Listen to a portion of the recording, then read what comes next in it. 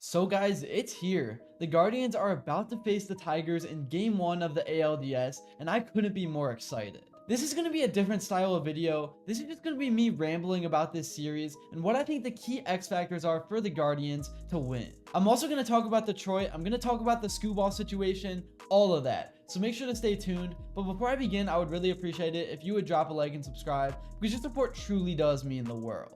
Alright, so I really don't know where to start. I guess it has to be with the manager and Stephen Vogt, because he has been incredible all year, and I think because of how young he is, I think that's going to be a huge advantage for the Guardians. I know most people wouldn't think of it this way, but because he was just recently in the playoffs with the A's, he's been a part of big games, he can relate to the players, especially guys like Steven Kwan, Jhonkensy Noel. There's so many young players on this team that can most definitely benefit from him. I don't really know how to feel about the recent news that Tito is now going to be the manager of the Reds. I guess good for him. I wish him nothing but success, but it's weird that he retired and then instantly went over to Cincinnati. But hey, those guys can't help themselves. They have to be a part of a baseball team, and really it was just health that made him retire. So now that he's healthy again, you know what? I expected it, but I didn't expect it to be with the Reds. And it's not even really much of a rivalry anymore because Cleveland has dominated it so much. But we'll see if that starts to change now that he is managing things. But to get back on track to the Detroit series, this is going to be such a fun matchup. Honestly, I can't wait. I think it could go to 5 games. Hopefully it doesn't, because Skubal will probably be pitching in that game.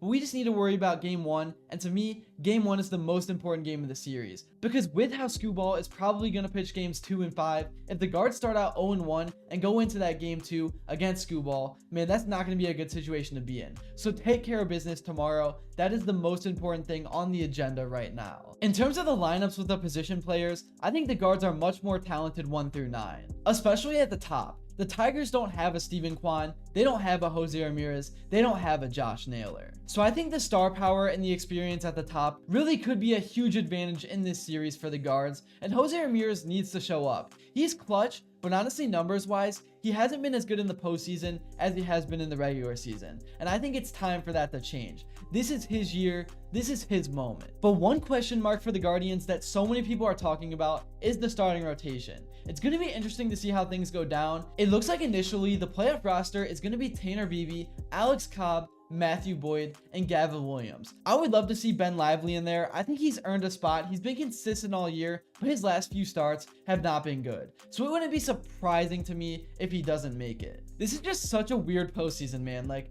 I wouldn't be surprised if the Guards got swept in this round. I also wouldn't be surprised if they won the World Series. Literally anything can happen. It's just about which team gets hot at the right time. And now to move on, I want to talk a little bit about the role players, because I think there are some guys that not many people talk about that much that are going to be major X factors in this series. So to start out, let's talk Jhonkensy Noel, because it appears he's only going to be batting against lefties, but I heard that he's going to be in the lineup tomorrow. At least I was walking by the stadiums when they were doing their practice run-throughs with the PA announcer, and I heard his name. It looks like he's going to be batting 7th, so I think that would be true. Maybe it's not, but hopefully it is, because I really want to see him play. I'm going to be there, and one big blast from him could change the entire complexion of the series. I really do get Oscar Gonzalez vibes from him, and hopefully he can produce the same way as he did in the playoffs in 2022, or at least come close. That would be huge. And then one of my other favorite players on this team is Will Brennan, also known as Chill Will. He's going to be in there against righties. I think he plays a really underrated right field, and he really did get big hits and big moments throughout the entire season, and he doesn't get talked about enough.